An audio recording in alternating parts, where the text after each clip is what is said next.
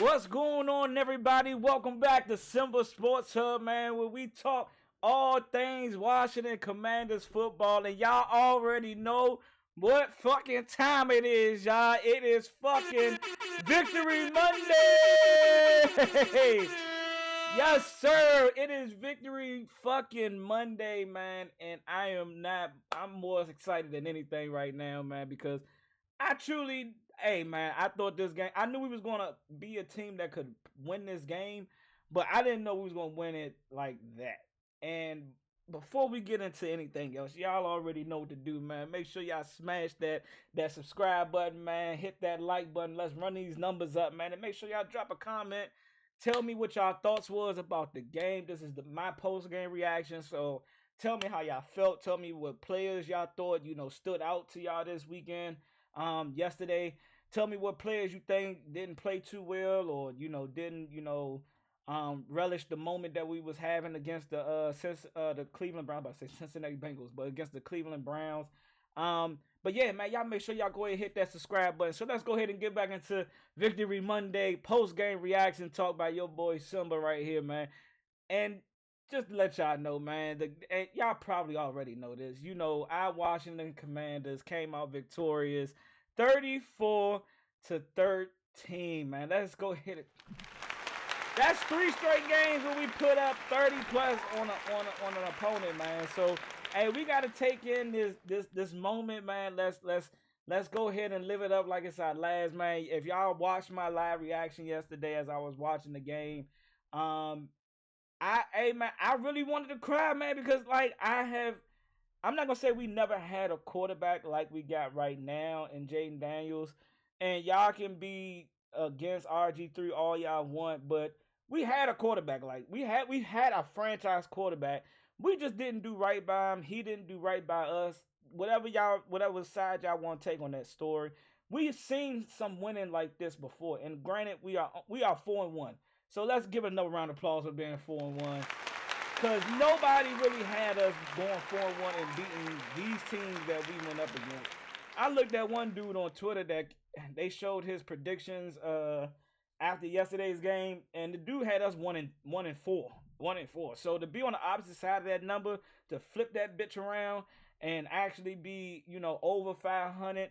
Hey, man, you got to do nothing but, tip your hat off to the motherfucking Commanders, man, to Adam Peters, Josh Harris, Dan Quinn, Cliff Kingsbury, Joe Witt Jr., the rest of the coaching staff, the rest of the scouting staff that Adam Peters put together, man. Everybody that's played a part in where we at right now, man. Again, this ain't the Super Bowl. This is not us being a playoff, number one seed, NFC East winners. We'll talk about that in a little bit.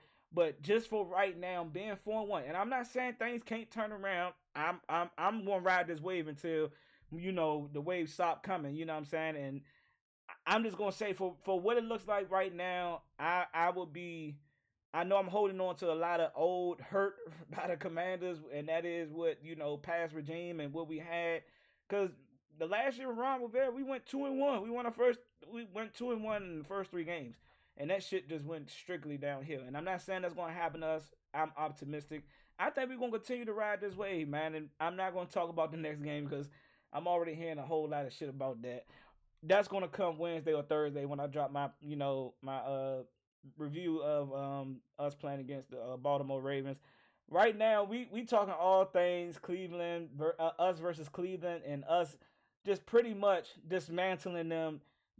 Out the gate, out the gate. So that's gonna get me into my first take, man. The motherfucking defense, man. I got to give y'all a round of applause, man. And I'm gonna start off this one right here. I'm gonna give y'all grades first, and I cannot sit here and take away from what our defense did. And I know some of the people say, "Oh, it's against the Cleveland Browns. They offense is trash." I don't give a fuck if it was against the Oklahoma State Beavers. I don't give a fuck if it was a two. We have been trashed for so long, my nigga. To be on the opposite side of these type of wins and putting up 30 points against a team that just beat us recently in our home stadium. Granted, they ain't have Nick Chubbs. They had some injuries. I don't care about none of that right now. I'm just gonna stick in this moment and hey, we came out victorious. We came out with the W, and we did it in a winning fashion. And it started on our defense, man. In the opening gate, we got down into a 31, and I'm thinking, here we go. Let's see if we continue on what we did last week when we was getting stops against the Cardinals and was able to deplete drives and get to end drives on third down and make them getting them to punting situations, and they went for it. And I'm like, hey, I ain't mad at them going for it. So let's see what happened. And the fact that we actually got a stop on 4th and 1, turnover on downs, which kind of made like y'all came in this joint a little too cocky, disrespect, like we some like real shit. And we proved our defense actually stepped up. So with that being said, not just with that stop, we won't talk more about it. I gotta give them an A+. I gotta give them an A+ this week, man. They played start to finish a raving violently football all game, man. And I cannot, I can't shit them. I can't fucking, take nothing away from them in that game right there. They actually balled out. So, let's go ahead and get into our reaction. And we're gonna start down at the defensive side, man. Like that's the real. That's the real. That's where I think this game was kind of, in our favor, because what we did on from a defense perspective allowed our offense to capitalize on what and that's how you win championships. I'm not saying that we're a championship team. I'm not saying that. But if you go back into the old winning days, man, defense wins championships. Is who can get the best the last stop, or it can even be who gonna get the first stop, or who gonna stop the team from scoring and allow you to, what I'm saying, that allow your offense to, relish in that moment. So we're gonna start off with I'm giving him an A+. Frankie Louvu, man, dude has been playing Pro Bowl, all pro type linebacker football, man. So you cannot take nothing away from number 4, man. He came in here and he's been playing with his hair on fire. And I ain't gonna lie, man. I didn't expect him to be playing like this, but what they scouted from him being a blitzing linebacker, excuse me, it showed today. It showed yesterday. It showed yesterday with 2.5 sacks. Bobby Wagner with a half a sack. Jonathan Allen with a half a sack. I mean, with a sack. Who else got a sack? Dorrance Armstrong got a sack. Dante Fowler got a sack. Hey, man, we ended the day with 7 sacks and 7 tackles for loss, man. We was living in the backfield all game yesterday. And we've been asking for our D-line to show up. We've been asking to get pressure on the guy. And again, I don't give a fuck about who was playing. It could have been Peyton Manning and Tom Brady. Whoever we sacked for 7 times is who we sacked 7 times, and that it is what it is. I ain't gonna make no jokes about Deshaun Watson. I've heard them all. I just can't believe that a guy that was so, he was considered a top 3 quarterback with the Texans come to Cleveland after all the little bullshit that was going on and actually playing this bad. But I'm glad we was on the winning side of we was able to capitalize on his bad play. But nah, man, we played good. I gotta give a shout out to the DBs. The DBs played St. Juice. I gotta give you a my brother. You played a flat out game, man. You really balled out. I gotta give you your just due. I gotta give you your, what I'm saying, your round of applause. You played a hell of a game. Even Mike Sanders still, man. He had that hit on Deshaun Watson, boy.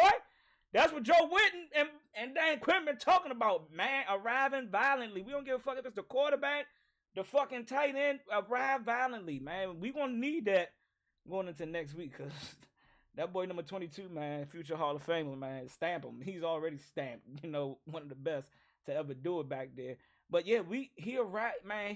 Hey, that got me about my seat. That's the type of tackling I like to see, man. So, hey, man, major shout out to the DB crew. Derek Force actually got on the field. It was late in the game, but he actually got on the field coming back off an injury. I don't know if it was an injury thing that's been keeping him away. But he actually got back on the field yesterday, man, and the plays that he made, he was the Derek Force that I've been waiting to see. You know what I'm saying? We seen it years prior that he can tackle. He ain't afraid to come up and tackle anybody. He don't care who you are. He is not afraid to come up and tackle. But I'm not gonna take away from what some of the other guys, Quan Martin, who got hurt, but he came back in. I think they was evaluating for a concussion. but he was good. He was tackling. He was actually playing physical. Deron Payne, you know what I'm saying? Jonathan Allen, Noah, everybody. I mean, we played. My bad. We actually played a good football game from quarter one to quarter four, and I cannot deny it. I can't try to I can't try to just pick in. It was moments, of course. I mean, but every defense, even the top defenses, had moments where you like, dang man, I wish we could have made that play. Or dang man, we gave up a touchdown. I can't do none of that this week. They played a flawless game to me. I'm not gonna take nothing away from them. Even with Bobby Wagner forcing a fumble and Frankie Louvu getting a fumble recovery, man, that's again, man. I am excited. That's the type of defensive game that I've been wanting to see from our team. That's from what I heard about how Joe Witt and Dan Quinn like, and just them prior to the defenses they've been a part of, the Packers, the Seahawks, the Falcons, and the Dallas Cowboys. I've been that's what I got when we hired Dan Quinn. That's what I was most excited about getting a top nose defense that we gonna play some physical defense. We gonna stop some jokers. And then I was gradually expecting the offense to start to go up, but they started off hot. They was the first one to start it off, and it seemed like the defense had to feed off the offense. You know what I'm saying? Um, electric. I'm not gonna say electric, but they was feeding off of them pretty much. And you can't ask for nothing more or nothing less, man. So now we're gonna go ahead and switch it over to the good old offense and talk about JD, Jaden Daniels, man, who is playing phenomenal football. I'm gonna go ahead and give you a round of applause. Playing amazing football right now, man. I can't be too mad at you. I'm excited to see the progression, the way that you are going up and your development of the game and I hear a lot of people saying, man, he creeping into MVP talks. Whoa, whoa, whoa there. Whoa there. I'm happy. I'm excited. I'm not saying if he do get it, that'll be a damn shocker. But NFL rookie, stamp, stamp. And I told my buddy this. I said, "Hey, look here, man. Being 4-1 is a little bit different for us, but best believe don't let us go 5-1. Y'all gonna see a brand new Simba out here talking his shit. I say no, I'm not gonna be talking my shit. But hey, man, I'm gonna if we this win right here has already got me in shifting into that mindset of I gotta start thinking more positive, even though I'm looking at the opponent. But when you have been dealing with a team that's been bad for years, both sides of the football, not having a quarterback, having guys, it's all of the bad shit that was going on with our team, and the fact that we have built something here now, and I reason why I shouldn't be so hesitant on fully like embracing like this winning that we are having right now is because I said it. I said it before I even started doing this YouTube shit. The success of the Washington, whatever the team name is not gonna come until we get rid of Dan Snyder. Dan Snyder is gone. We got the right people in here to build this organization back up to the old glory days before I could even understand what football was. To be one of them, house known teams in the NFL, to be a Baltimore Ravens, to be a Kansas City Chiefs, to be a Dallas Cowboys, a Philadelphia Eagles, Detroit Lions, to be one of those consistent winning teams. I knew it. We wasn't going to get back to those days until Dan Snyder sold the team, and that has now happened. We have gotten rid of all the toxicity that's been going on in our organization, and now we about winning. How can we build to win? How can we continue to come together and win? And being 4-1, man, I'm going to now start embracing our team for what they really can do, and not let the past kind of hold me back from really seeing my team for what they are. And that goes into Jaden Daniels. We got ourselves a quarterback. We got a friend, and I said it. I said it yesterday multiple times. Just seeing this dude, even when he threw the pick, and we're gonna go over the pick first. I put that on him. Yes, he got to take ownership because you can't just try to force the ball in there. But Cliff Kingsbury got to utilize our running backs, man. We got it down in the red zone. That's what Brian Robinson and Austin Eckler should be excelling at. Yes, I know you want. We're gonna throw some touchdowns. I'm not. I'm not saying that we're not going to do that in the red zone, but down in starting the game off, man, I think we should just ran the ball. But hey, he threw the pick, and just seeing him run off the field, he wasn't throwing his helmet. You ain't see him walking with his head down. It was literally like he just like, all right, it happened, and it looked like he had already moved along. He was already past the interception once he threw it. He walked off the field, and he was like, all right, let's go back out there. And when he went back out there, he never looked back. He never looked back after that. And all I can do is really just tip my hat off to him and say, hey, Rook, keep stacking. Let's keep building upon these good days, man. Let's keep building upon these good days, and let's let you continue to progress and develop into an NFL quarterback. I love his humbleness, man. This dude is so humble. He gonna pop his shit when he on that field for sure. He gonna talk his shit. But the dude is just humble, man. He ain't too cocky, and ain't nothing wrong being cocky and confident and all that, and letting that express in your game. Hey, I don't knock nobody for that. I don't knock not one person for being cocky and confident as an NFL player or any player or in anything in general. Be cocky and confident. That's who you are. But I appreciate his humbleness. He ain't too high. He ain't too low. He just like real even kill, man. And he gonna celebrate when he do good. And we got down there, man. We scored, and we just kept scoring. It was, I mean, we had some three and outs, but it was just seeing us take those moments where we not used to converting on third and longs. Third, anything past 35, yeah, we might as well go ahead and run the draw, get ready to punt the ball. But yesterday, man, and it just seemed like it just carried on from Arizona. I mean, from Cincinnati, is that we converted on third downs, third and longs. And the screen pass, man. Shout out to Cliff Kingsbury, bro. That was one of the best play calls. That's called right time, right moment, right play call. Like that was just like that was like a artist putting that final touch on it. And that play call, calling that screen, I think it was like third down or whatever. But that was an amazing call. The third down with JD's break, they put pressure on him. They brought pressure. Shout out to B Robinson for protecting him a little bit. JD was able to get out the pocket, and he did what I've heard Dan Quinn, Cliff Kingsbury said. As we progress, as we go on, we're going to see him start to keep his eyes, not to keep his eyes as a runner, but to keep his eyes also as a passer. And that pass to turn was that moment when you like, that's it right there. That's it. That's it. That's what we've been looking for, bro. So you can't, hey man, we hope we seen him slide. Questioning, can he slide, taking the big hits? He slid, he took some hits yesterday.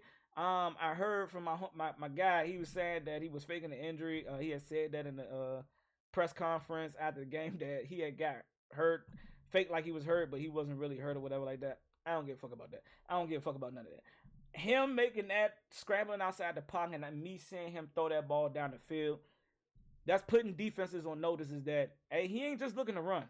So y'all better be prepared that just because you see him break that pocket and y'all cheat up, yeah, receivers gonna start. De'Ami Brown's who I gotta give him a round of applause, man. Shout out to De'Ami, man. He came in and he took the top off the defense. He just ran the straight. I thought it was a stutter and go like Terry did against the Cardinals the week prior. Nah, bro. That was just oh no, it was Cincinnati. My bad. Against Cincinnati. I thought that was a stutter and go. Nah, De'Ami just ran right past him. And we always knew that he was a deep threat type of receiver that he can get over top of defenses, but we just haven't seen it. We haven't seen it consecutively. And shout out to Rio Robinson, man. I know I give him a lot of shout outs, but I really be watching my man channel, man. I'm not just one of those guys that's just, whatever. But I gotta give him a shout out. He tweeted it. He was like, hey, expect a big play by De'Ami. And my man called that shit like he had an inside, like he was got an inside scoop on that. I'm not saying that he did. Don't take that. Don't take that and run with it, Rio. I know you didn't. But that's just beautiful, prediction and actually it coming to fruition, right? And you saw right before that play, you saw JD scramble outside and get what he can get. But he looked back at Cliff and he's like, man, run it again. Run it again. Hey, man, I seen something. I run it again. And that's just the maturity of Jaden Daniels, man. Seeing something like that, hey, man, we might got a deep shot right here. And to see him, man, that ball was so beautiful, bro. Like, it just looked like, damn. And as he threw that motherfucker, I'm like, I back in the days when we used to throw deep passes, I'd be like, oh Lord, it's about to be a pick. But now it's like, hey man, I gotta have some confidence. Okay, he must see something. And you saw Diami just take off, and he got past Emirates Jr. And that thing fell right in the bread basket. It could have been no perfect, no more better that he could have did with that throw, man. And that was like, damn, like that was a tough ass throw. And then he almost had another one with Terry McLaurin. I gotta blame Terry on that one. Come on, 17, get it together, bro. You owe JD one, baby. You own one because you got those the catches that we expect you to make. That's what creeps you into that top 10 receiver talk, and you truly defining yourself as a number one receiver, which we know that you are. But that's what solidifies it. That puts away all the questions that people might ever have. Man, is Terry really a number one, or he's just a number one on a bad team? Nah, Terry is a number one. He still had 4 catches for 100. He still had 4 catches for 100. That deep shot, that was about 66 yards or whatever. And he had 8 targets. So you gotta give him a big shout out. 2 catches, 57 yards by De'Ami Brown.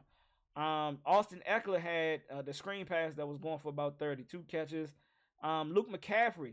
Luke McCaffrey made a hell of a play by a badly thrown ball by JD, and I know that was, oh man, JD just missing open receivers, man. He was a little inaccurate today. The ball placement wasn't as good as it should have been, and I think it was better. It was above average rather than it being average or balanced or whatever, or below average. I think it was above average.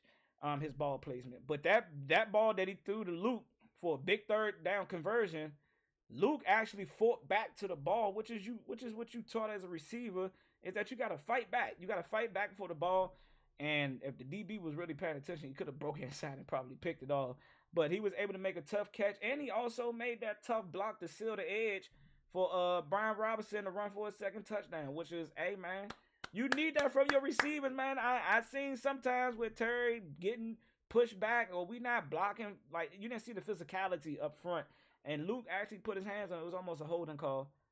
All right, we ain't gonna talk about it. Nah, it was a holding call, but they ain't called it. Fuck it. It is what it is. We live with it. But yeah, Jaden Daniels was 14 for 25, 238. He had a touchdown and an interception. He got sacked 3 times. Hey man, it happens. It happens to the best of the QBs. You're gonna get sacked. QBR 76%. QB rating of an 85, man. He's still standing over that 80%. And let's look at Deshaun Watson, man. 15 for 28 for only 125 yards, man. That's, again, I'm sorry I'm going back to the defense, but that's immaculate football from a defensive perspective. If I can hold a top QB to 125 yards, hey, I did my motherfucking job. Don't say shit to me for the rest of the week. I'm good. Don't say nothing to me. Jaden Daniels had 11 carries, 82 yards. I know I said I wanted him to stay under 10, but the type of pressure that they was putting on JD, man, it was literally like, and I know, y'all want him to stand in the pocket, make a read, make a throw, but you can't take away what he knows best. It's if it ain't 100% there, I'm going to take off and get what I can get. And he did that. So he didn't take no real big hits. And it looked like that I got to give Browns a little bit of credit that they did the best out of the last 3 teams and 4 teams and 5 teams and stopping that read option, that keeper. Him keeping it, they was on it. They was actually reading that. And like I said, as the weeks go, we're going to see teams start to scout for the read option and making him hand that motherfucker off versus him keeping it, because they know how deadly he is with his feet. And they'll live with a 2 to 3 yard game by a running back than to have this motherfucker run outside for 10, 15 yards. So hopefully they can start to scheme it up and start it to, mix it up when they put the read option. Make it a sprinkle type of thing. I'm going to sprinkle read option in there. But still would stand true to the run as much as possible. Austin Eckler had 6 carries for 67 yards. That big run that he had where he fumbled that. Come on, Austin. I was over there though. Go, Austin, go, bro, go. And then the man fumbled. Thank God for the kids for still trailing that play. Jeremy Nichols had 7 catches for 44 yards, averaging 6 yards a carry, with a touchdown. B. Rob had 7 carries. He didn't touch 100, but guess what? He saw the end zone twice. It counted when it was more. And then we rushed for a total of 215 yards, man. I can be more proud of my team. Again, I ain't gonna oversell it. I appreciate Dan Quinn still saying that We left this was his words, not mine. We left a lot of meat on the bones on out there today, in which we did. That game could have very well been a shutout. I mean, but that comes with the playing in the NFL, man. Just because you think that you should get a shutout, don't mean that the opposite team is going to lay down and allow you to shut them out. Now they're going to keep competing, and we still got things that we need to get better on. I'm going to keep saying that. I hear all the great teams keep saying that. And I love to see that we are not becoming content with just how we're winning right now. That we still understand and we still want to get better. We still want to improve in the areas that we need to improve at. So I appreciate it. But I'm going to end this post game reaction off with my man Frankie Louvu getting a good old game ball from Dan Quinn, man. If this shit don't get you hype, it got me motherfucking hype. I ain't gonna lie to you. I am not gonna lie, man. Frankie Louvu getting the game ball. Let's see. Let's turn this up. All right, and leave no doubt about that. All right, we still left some meat on the bone about it. Let's see. Our identity. All right, no question about it. Frankie Louvu.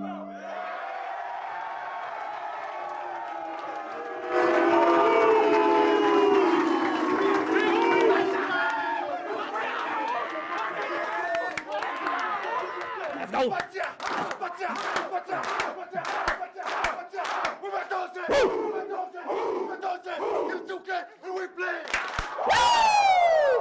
And with that being said, John, I'm up out of here. Catch y'all next week, baby.